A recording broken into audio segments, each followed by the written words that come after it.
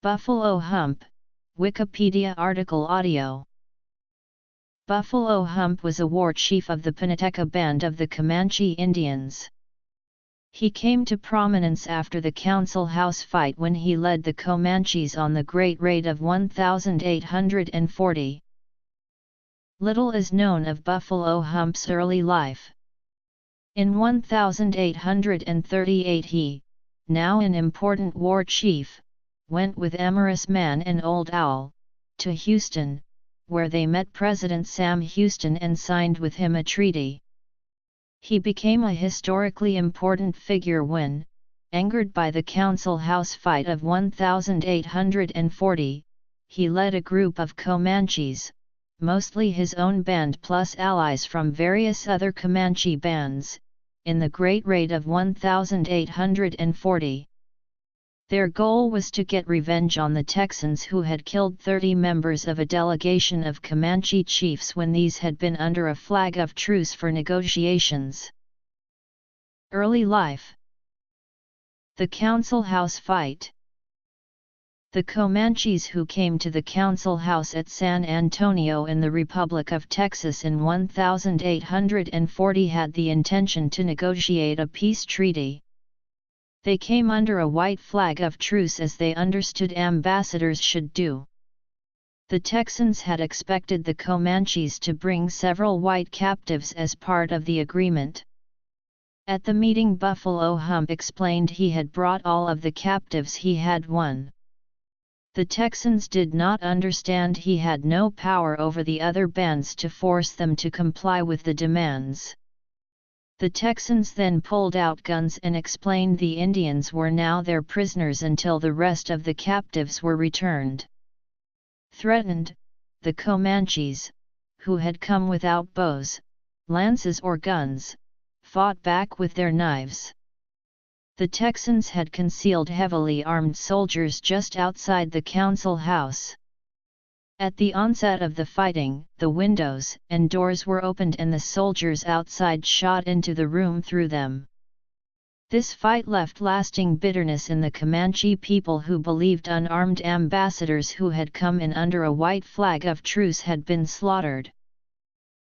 Buffalo Hump was determined to do more than merely complain about what the Comanches viewed as a bitter betrayal, spreading word to the other bands of Comanches that he was raiding the white settlements in revenge.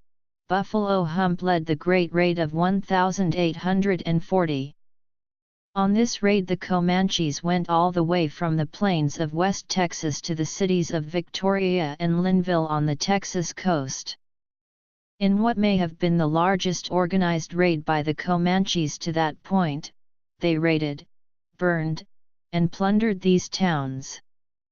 Linville was the second largest port in Texas at that time. On the way back from the sea the Comanches were attacked by Texas Rangers and militia at the Battle of Plum Creek near Lockhart. Texas history says the Rangers, equipped with the new Colt revolvers, won this battle, but this is highly questionable as the Indians got away with a great many of the stolen horses and most of their plunder. Volunteers from Gonzales under Matthew Caldwell and from Bastrop under Ed Burleson had gathered to attempt to stop the war party and together with all the ranger companies of East and Central Texas, moved to intercept the Indians, which they did at Plum Creek, near the city of Lockhart on August 12, 1840. 80 Comanches were reported killed in the running gun battle, unusually heavy casualties for the Indians, although they got away with the bulk of their plunder and stolen horses. It is notable that had the Texans ever negotiated a treaty with all the Comanche where the Comancheria had been recognized, it would have stood, and led to the return of the captives that were at the heart of the Council House disaster. Despite the Council House, and the subsequent Great Raid of 1840, Sam Houston and Buffalo Hump, with other chiefs representing, for the first time, every major division of the Comanche in Texas, almost succeeded in such a treaty. In August 1843, a temporary treaty accord led to a ceasefire between the Comanches and their allies, and the Texans. In October, the Comanches agreed to meet with Houston and try to negotiate a treaty similar to the one just concluded at Fort Byrd. In early 1844, Buffalo Hump and other Comanche leaders signed a treaty at Tewakana Creek in which they agreed to surrender white captives in toto, and to cease raiding Texan settlements. In exchange for this, the Texans would cease military action against the tribe, establish more trading posts, and recognize the boundary between Texas and Comancheria. Comanche allies, including the Wacos, Tawaconis, Kiowa, Kiowa Apache, and Wichita, also agreed to join in the treaty. Unfortunately, the boundary provision was deleted by the Texas Senate in the final version, which caused Buffalo Hump to repudiate the treaty, and soon a resumption of hostilities occurred. Finally, in May 1846 Buffalo Hump became convinced that even he could not continue to defy the massed might of the United States, and the state of Texas, so he led the Comanche delegation to the treaty talks at Council Springs that signed a treaty with the United States. The Great Raid of 1840. As war chief of the Pinateca Comanche, Buffalo Hump dealt peacefully with American officials throughout the late 1840s and 1850s. In 1849, he guided Robert Neighbors and John S. Ford's expedition part of the way from San Antonio to El Paso, 113, and in 1856, he sadly and finally led his people to the newly established Comanche Reservation on the Brazos River.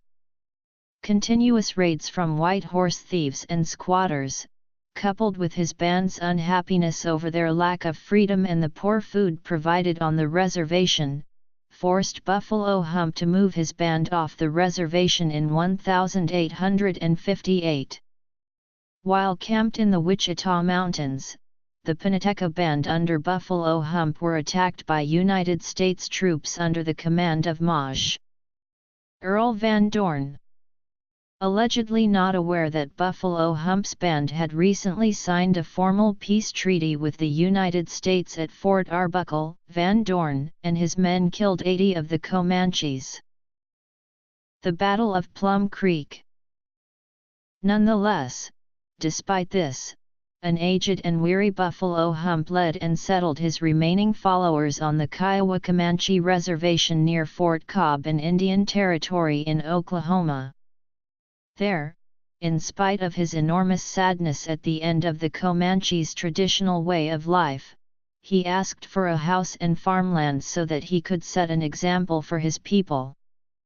Attempting to live out his life as a rancher and farmer, he died probably before 1870.